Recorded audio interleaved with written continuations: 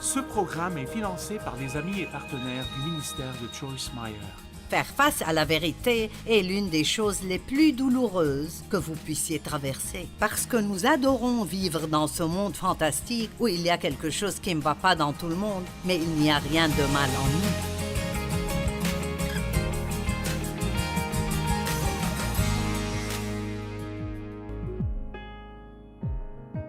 Merci de vous joindre à nous sur Vivre pleinement votre vie de tous les jours. J'ai commencé hier à parler du problème de l'offense et de la façon dont c'est un outil que Satan utilise pour essayer de nous faire dérailler et de détourner notre attention de Dieu. Il y a tellement d'occasions d'être offensés. Et hier, nous avons parlé des offenses que nous avons entre les gens et de l'importance de laisser passer ces choses. En fait, si vous étudiez le mot « offense » dans la langue grecque, il vient du mot « scandalon », ce qui signifie la partie du piège à laquelle l'appât est accroché. Donc, j'ai fait une analogie avec le fromage que vous mettez sur la souricière. Vous n'attraperez pas la souris si vous n'avez pas d'appât. Et l'offense, être offensé, est l'appât que Satan utilise pour nous entraîner vers des problèmes plus profonds. Mais les gens ne sont pas la seule chose avec laquelle nous avons des problèmes quand on parle d'offense. C'est probablement la chose la plus importante et la plus fréquente. L'une des choses par lesquelles les gens sont facilement offensés est la vérité. Jésus est venu, il a dit « Je suis le chemin, la vérité et la vie. Nul ne vient au Père que par moi. » Donc, nous devons apprendre ses voies et les suivre. Nous devons apprendre qu'il est la vérité et que tout ce qu'il dit dans sa parole est la vérité et recevoir cela avec un esprit de douceur et d'humilité. Et il nous donne une vie, pas seulement une vie que nous vivons, mais je veux dire la vie comme Dieu l'a. Je pense qu'aucun d'entre nous réalise à quel point le Seigneur veut vraiment que nous soyons heureux et à quel point il veut que nous ayons la paix et à quel point il veut que nous marchions dans l'amour. Et je ne sais pas pour vous, mais je suis tellement fatiguée de voir les gens si facilement offensés et si susceptibles. Et tant de gens sont en colère et il semble que tout le monde a un plan, quelque chose pour lequel il veut se battre. Eh bien, je ne peux pas leur faire ma volonté, mais je ne vais pas les suivre. Je veux garder ma paix. Maintenant, si je vous disais, y a-t-il un domaine dans votre vie où vous devez changer? J'espère que vous diriez oui. Il pourrait y avoir des personnes qui pensent qu'elles sont parfaites, mais je pense que la plupart d'entre nous sont conscients que, oui, vous savez, je pourrais faire mieux dans ceci ou dans cela. Et Dieu veut nous aider à nous améliorer tout le temps. Notre objectif devrait être d'être comme Jésus. Et donc nous continuons à apprendre à propos de lui et à regarder comment il a fait les choses afin de pouvoir suivre son exemple et être de plus en plus comme lui. Et nous voulons que cela le glorifie, mais aussi que le monde puisse voir Jésus à travers nous. Ils ne verront pas Jésus à travers moi juste parce que je vais à l'église, mais ils le verront dans mon comportement, dans la façon dont je traite les gens et si je suis prête à pardonner rapidement, les gens pourront voir Jésus à travers moi parce que Dieu pardonne toujours. Sa miséricorde est nouvelle chaque jour. Il ne manque jamais de pardon, jamais de miséricorde. Beaucoup de gens sont offensés par la vérité. Jésus est la vérité, mais beaucoup de gens sont offensés par la vérité. Jean 8, 31 et 32, il dit aux Juifs qui avaient cru en lui, « Si vous demeurez dans ma parole, vous êtes vraiment mes disciples, vous connaîtrez la vérité et la vérité vous rendra libre. » Eh bien, ce n'est pas seulement entendre la vérité qui vous libérera, c'est appliquer la vérité à votre vie qui vous libère.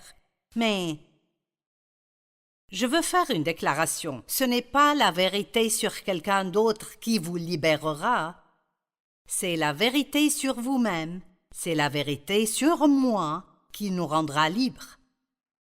Et nous pensons toujours à ce que l'autre personne doit faire pour changer.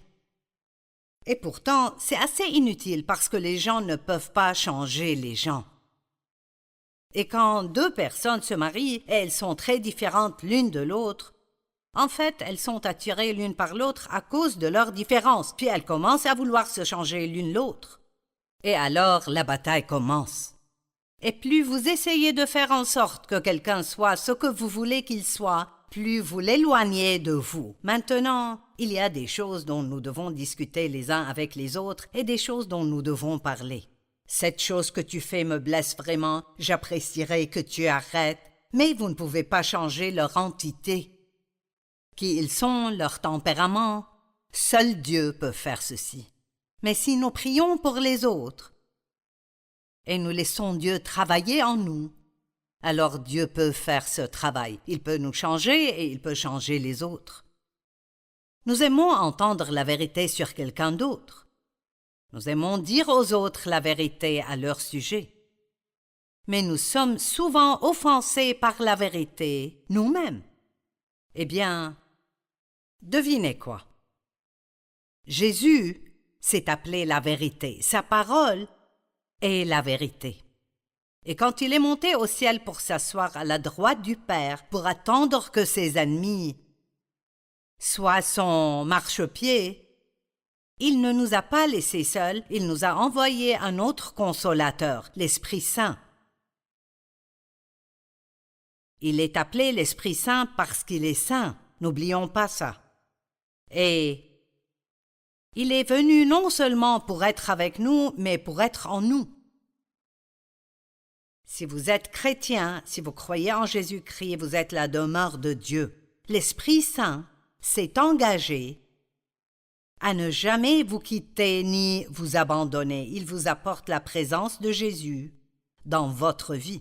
Et c'est incroyable les endroits où nous l'emmenons et les choses qu'il doit endurer, comment sa sainteté doit être offensée par certaines des choses que nous faisons. Pourtant, il dit « Je ne t'abandonnerai jamais ».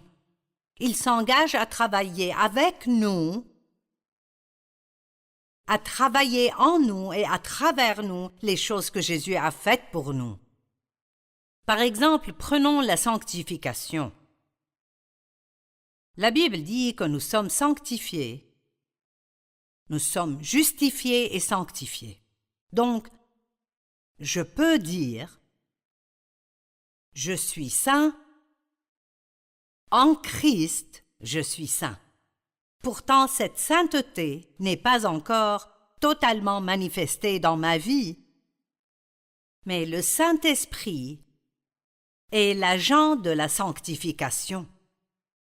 C'est lui qui travaille en moi cette chose que Jésus a faite pour moi. Il y a beaucoup de choses que Jésus a achetées pour nous légalement avec son sang qui nous appartiennent, mais elles ne sont pas à nous par expérience parce que nous n'avons pas permis au Saint-Esprit de nous aider à en faire une réalité. Par exemple, les fruits de l'Esprit sont en nous, l'amour, la joie, la paix, la patience, la bonté, la douceur, l'humilité, la maîtrise de soi, mais ils sont en nous comme des graines. Je ne sais pas pour vous, mais je trouve la patience difficile.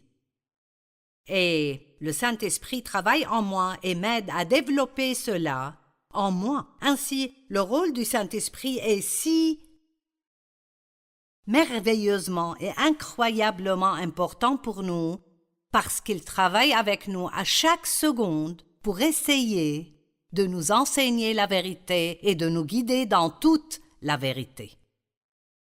Jean 16, 13, quand l'Esprit de la vérité sera venu, Il vous conduira dans toute la vérité, car il ne parlera pas de lui-même, mais il dira tout ce qu'il aura entendu. Je me souviens de quand le Saint-Esprit a commencé à essayer de me guider vers la vérité sur moi-même et sur mon comportement. Ce n'est pas seulement la vérité de la parole que Dieu veut que nous sachions, mais il veut que nous appliquions cette parole à notre vie. Et nous ne pouvons pas avancer si nous ne regardons pas là où nous sommes. C'est une déclaration importante et j'aimerais vraiment que tout le monde y pense pendant une minute. Nous ne pouvons pas arriver là où nous voulons être, c'est-à-dire comme Christ, si nous ne voyons pas où nous sommes et nous n'avons pas à faire face à la condamnation. Il n'y a pas de condamnation pour ceux qui sont en Christ, mais l'Esprit Saint est celui qui nous convainc de choses qui ne sont pas comme elles devraient l'être. Je reçois une conviction. Joyce, tu ne devrais pas agir comme ça. Joyce, ton attitude est mauvaise dans cette situation. Eh bien, il faut que je sois reconnaissante pour cela, parce que, Dieu merci, à cause de l'Esprit Saint dans ma vie, je n'ai pas à vivre dans les ténèbres et à maltraiter les gens sans même savoir que je le fais, parce que le Saint-Esprit me dira « N'agis pas comme ça ». Eh bien, j'ai deux choix. Je peux recevoir cela avec gratitude et lui demander de m'aider et de me changer, ou je peux être offensé par cette vérité. Et que se passe-t-il lorsque nous sommes offensés? Donc, disons par exemple, il y a quelques jours, l'un de mes enfants m'a corrigé à propos de quelque chose que j'ai fait et je n'aurais pas dû faire ça. Et j'ai pu dire « Tu as tout à fait raison et je suis désolée. Je vais vraiment essayer de ne plus faire ça de nouveau. » Mais je vous le dis, j'ai fait de grands progrès parce que, il y a 20 à 30 ans, je n'aurais pas accepté ça. J'aurais été offensée par cela et j'aurais essayé de retourner cela et de lui dire « Tu fais la même chose. » Vous voyez, nous ne recevons pas la vérité avec humilité si au moment où quelqu'un nous confronte, nous essayons de lui renvoyer quelque chose. La Bible dit « Le fou méprise l'instruction ». Et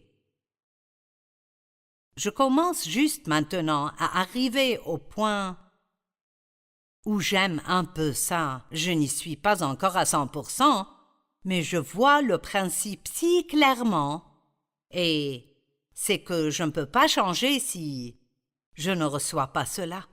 Donc le Saint-Esprit a commencé à me guider dans la vérité sur moi-même et mon comportement. Et il a essayé longtemps avant même que je sois consciente qu'il essayait, mais nous devons vouloir le changement. Et c'était très douloureux. Faire face à la vérité est l'une des choses les plus douloureuses que vous puissiez traverser. Parce que nous adorons vivre dans ce monde fantastique où il y a quelque chose qui ne va pas dans tout le monde, mais il n'y a rien de mal en nous. N'essaie pas de me dire que quelque chose ne va pas chez moi, car il y a beaucoup plus de mal en toi qu'il n'y a de mal en moi. Et ma chair a essayé par tous les moyens de ne pas faire face à ce que Dieu essayait de me dire. Et quand vous entendrez ce qu'il me disait, vous comprendrez. J'ai dû faire face à... Tu es le problème, Joyce, dans ton mariage, ce n'est pas Dave. Oh mon Dieu! Tu as un problème d'orgueil, Joyce. Tu es négative. Tu es difficile à vivre. Tu es égoïste. Je suis contente que Dieu m'ait dit ces choses petit à petit. Tu t'apitoies sur ton sort à tout bout de champ. Tu ne fais pas face à la réalité. Tu n'affrontes pas les vrais problèmes de ta vie. Tu es contrôleuse, tu es manipulatrice. Et tu dois libérer ta famille et arrêter d'essayer de les changer. Eh bien, c'était, vous savez, une rencontre avec Dieu. J'avais tellement de problèmes de comportement à cause de mon enfance. Je n'ai pas eu de bon exemple.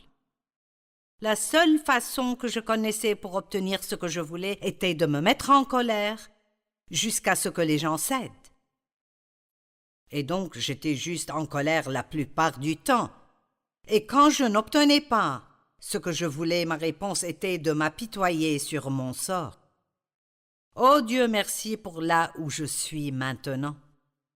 J'ai un long chemin à parcourir, mais je ne suis plus là où j'étais.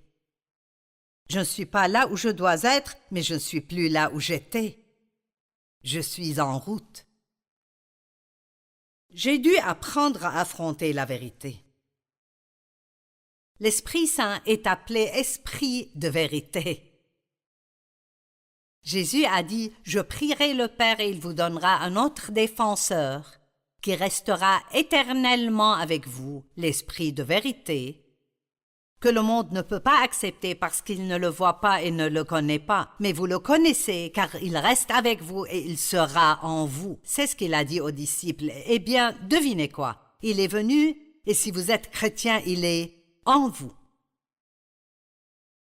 Et je prie que vous ayez une rencontre avec le Saint-Esprit et que vous disiez « Saint-Esprit, je veux que tu travailles dans ma vie, je veux savoir la vérité sur moi. Je veux sortir des affaires de tout le monde et arrêter d'essayer de les changer et je veux que tu me rendes comme Jésus. » Eh bien, je suis enthousiasmée alors que je suis là toute seule à prêcher à toutes ces caméras. Mais je sais que vous êtes là et vous vous tortillez peut-être un peu et vous vous dites « Oh, combien de temps a-t-elle encore ?» Mais c'est ce genre de choses qui vous aidera à mûrir dans votre relation avec le Christ. Jean 15, 26. Quand sera venu le défenseur ou le consolateur, il est aussi le consolateur, que je vous enverrai l'Esprit de la vérité, qui vient du Père, il rendra témoignage de moi.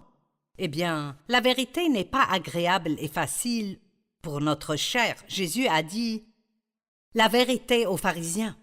Il leur a dit « Vous êtes une bande de faux ». Lisez Matthieu 23 si vous voulez voir le genre de vérité que Jésus peut donner aux gens. Il a dit « Vous dites à tout le monde quoi faire, mais vous ne le faites même pas vous-même. Et vous dites à tout le monde quoi faire, mais vous ne lèverez même pas le petit doigt pour les aider. » Il les a appelés un tas de tombes blanchies à la chaux pleines d'ossements d'hommes morts. Waouh! Eh bien, une fois il a dit à Pierre, il a dit « Arrière de moi, Satan ». Maintenant, il n'appelait pas vraiment Pierre Satan, mais il disait à Pierre que Satan travaillait à travers lui. Jésus avait dit à Pierre « Le moment est venu maintenant, je dois aller à Jérusalem, et je souffrirai et je serai persécuté. » Et Pierre l'a réprimandé et a dit « Oh non, Seigneur, cela ne doit jamais t'arriver. » Et Jésus lui a dit « Arrière de moi, Satan, tu es une offense et une pierre d'achoppement et tu es sur mon chemin. » Waouh! Eh bien, ce n'était pas agréable. Eh bien, Pierre s'est avéré être un grand apôtre, mais il avait des problèmes d'orgueil. Pierre était toujours le premier à avoir quelque chose à dire sur les choses. Et Pierre, à un moment donné, a dit « Vous savez, je ne te renierai jamais, je mourrai avec toi. » Oh, nous pouvons avoir une si haute opinion de nous-mêmes.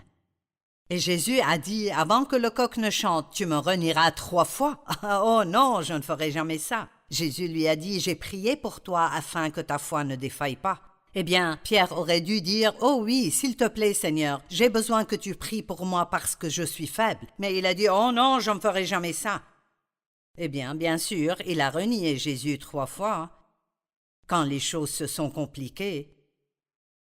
Puis le coq a chanté. Eh bien, il est écrit que Jésus a regardé Pierre. Waouh! Je ne peux même pas imaginer à quoi ça ressemblait. J'y pense et ça me fait vouloir tomber. Jésus a regardé Pierre et il est écrit que Pierre est sorti et a pleuré amèrement. Ce qui est bien, c'est qu'il s'est repenti tout de suite. Vous voyez, Dieu n'essaie pas de nous condamner car il nous montre quelque chose qui ne va pas chez nous. Il veut que nous nous repentions, il veut que nous disions « Je suis en accord avec toi, Seigneur, et je me repens de mes actions, et je veux être comme Jésus, aide-moi, continue à travailler en moi, jusqu'à ce que je comprenne. » Vous savez, Jésus utilise un bon exemple en parlant de Jean-Baptiste quand il a dit « Qu'êtes-vous allé voir au désert? Un roseau agité par le vent ?» Et il parle de Jean le Baptiste qui est venu avant lui, vivait dans le désert et portait des vêtements en poil de chameau et mangeait des sauterelles. Et il criait fort « Repentez-vous, car le royaume des cieux est proche. » Il a dit « Qu'êtes-vous allé voir? Un homme habillé de tenues élégantes? Ceux qui portent des tenues élégantes sont dans les maisons des rois. Qu'êtes-vous donc allé voir? Un prophète? Oui, je vous le dis. Un prophète hors du commun, plus éminent, plus remarquable et supérieur aux autres prophètes. C'est celui à propos duquel il est écrit « Voici, j'envoie mon messager devant toi pour te préparer le chemin. » Pourquoi utilise-t-il cette analogie ici à propos de « Êtes-vous allé voir un homme habillé de tenues élégantes ?» Il donne essentiellement l'analogie que ce que Jean avait à dire n'était pas facile à entendre, mais c'était néanmoins la vérité. Et ce que Jésus a à nous dire n'est pas toujours facile. Nous sommes devenus accros au confort. Nous voulons que tout soit confortable et « s'il vous plaît ». S'il vous plaît, ne dites rien qui puisse m'offenser ou me mettre mal à l'aise. Si vous pouvez aller à l'église semaine après semaine et ne jamais vous tortiller un peu sur votre siège, alors celui que vous écoutez ne dit pas grand-chose. Parce que la parole nous réconforte. Mais la Bible dit qu'elle nous réprimande aussi, elle nous avertit, elle nous presse, elle nous encourage. Et certaines personnes veulent seulement être encouragées. Elles veulent qu'on leur dise à quel point elles sont merveilleuses, mais pas qu'on leur parle de leur comportement. Nous devons vouloir la vérité. Nous devons aimer la vérité. Nous ne pouvons pas passer au niveau suivant à moins que nous ne fassions face à la vérité sur où nous en sommes. Par exemple, Dieu pourrait me dire « Joyce, tu portes des fruits et tu aides les gens, mais je peux faire un travail beaucoup plus important à travers toi si tu mets de côté tout orgueil. » C'est un signe pour moi alors que Dieu veut que je commence à étudier davantage sur l'orgueil parce que c'est évidemment quelque chose qu'il veut faire en moi dans ce sens. Combien de personnes ne peuvent pas recevoir de leur pasteur parce qu'il y a quelque chose en lui qui les offense? Par exemple, les méthodes d'un pasteur peuvent vous offenser, donc vous ne recevez pas de lui. Les vêtements ou les bijoux d'un ministre ou la nouvelle voiture qu'il a achetée la semaine passée pourraient vous offenser. Vous savez quoi? C'est l'offense qui vous empêche de recevoir, pas les vêtements. Vous savez, quand on sort et on fait des conférences, je fais une session le samedi matin et une autre le samedi après-midi. Ça fait 4 jours de télé. Et je changerai de vêtements entre la séance du matin et celle de l'après-midi. Et une dame m'a écrit et elle était offensée parce que je change de vêtements entre les séances. Eh bien, que Dieu la bénisse. Elle pensait que j'essayais de montrer mes nombreuses tenues, mais je ne voulais pas avoir la même tenue à la télé 4 jours de suite. C'est incroyable le nombre de fois où nous jugeons et critiquons ce que nous ne comprenons même pas. Et donc je vous demande avec moi, de grandir un peu et de laisser Dieu faire ce qu'il veut faire et d'arrêter de pleurnicher et de dire « Seigneur, montre-moi la vérité, enseigne-moi.